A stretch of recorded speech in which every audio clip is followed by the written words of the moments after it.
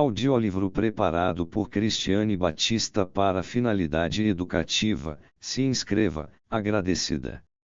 Uma ligação entre um símbolo e um sintoma, 1916. Sigmund Freud. A experiência na análise dos sonhos estabeleceu suficientemente bem o chapéu como um símbolo do órgão genital, mais frequentemente do órgão masculino. Não se pode dizer, contudo, que o símbolo seja inteligível.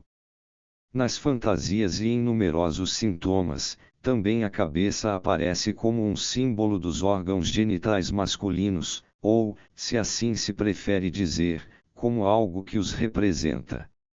Algumas vezes, ter-se-á observado que pacientes que sofrem de obsessões expressam uma dose muito maior de abominação e de indignação contra a pena pela decapitação do que por qualquer outra forma de morte. Em tais casos o analista pode ser levado a lhes explicar que estão considerando a decapitação como um substituto da castração.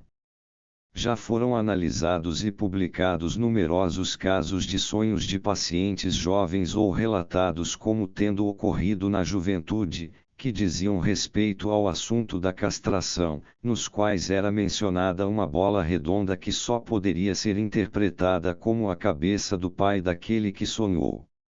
Recentemente, fui capaz de solucionar um cerimonial realizado por uma paciente antes de ir dormir, no qual ela tinha de colocar o pequeno travesseiro superior disposto em forma de losango sobre os outros, e de repousar a cabeça exatamente no sentido da diagonal maior.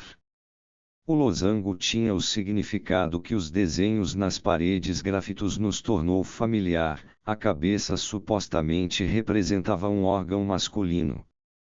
Pode ser que o significado simbólico do chapéu provenha do da cabeça, na medida em que um chapéu possa ser considerado como um prolongamento da cabeça, embora destacável.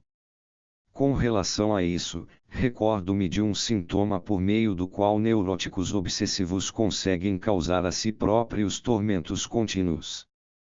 Quando estão na rua, ficam constantemente de sobreaviso para ver se algum conhecido os cumprimenta primeiro tirando o chapéu, ou se parece estar esperando pelo cumprimento deles, e cortam relações com grande número de seus conhecidos após descobrirem que não os saudam mais ou não retribuem sua própria saudação de maneira apropriada.